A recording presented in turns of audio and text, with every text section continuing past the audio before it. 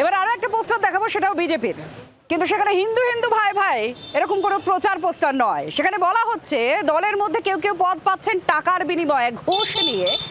আর এটাই অস্বস্তি বাড়াচ্ছে গেরুয়া শিবিরে। শুধু অস্বস্তি নয়, গোষ্ঠী কোন্দলের কাঁটা বিঁধেছে। দেখুন, বছর ঘুরলেই ২৬-এর বিধানসভা নির্বাচন। ভোটের কথা মাথায় রেখে বঙ্গ বিজেপিতে মণ্ডল সভাপতি পদে রদবদল করেছে বিজেপি। আর তারপর থেকেই জেলায় জেলায় ক্ষোভ বিক্ষোভ শুরু হয়েছে। প্রকাশ্যেই চলছে তোপ পাল্টা তোপ। কার্যত জেলায় জেলায় কোন্দল কাঁটায় বিদ্ধ পদ্ম শিবির। সেই অস্বস্তি আরও কয়েক গুণ বাড়িয়ে দিল খাস কলকাতায় কোন্দলের পোস্টার।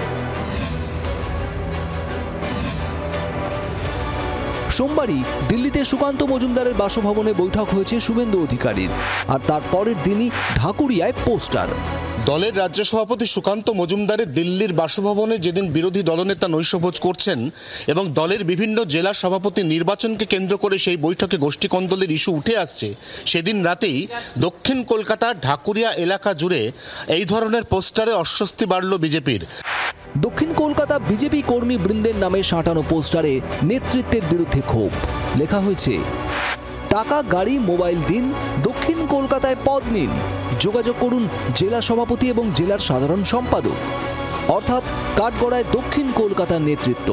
পোস্টার নজরে আসতেই অবশ্য সেগুলি ছিঁড়ে নিশ্চিহ্ন করে দেওয়া হয়, কিন্তু ঢেকে রাখা যায়নি কোন্দল, যদিও কোন্দল মানতে নারাজ জেলা নেতৃত্ব।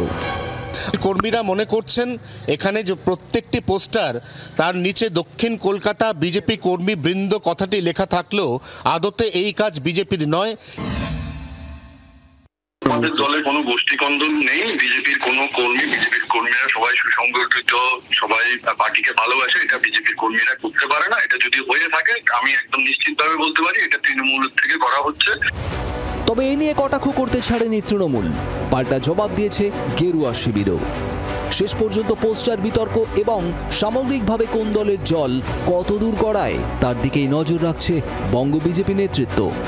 অয়ন ঘোষালের রিপোর্ট, জি24 ঘন্টা। বাংলার আওয়াজ, বাঙালির আবেগ, জি24 ঘন্টা।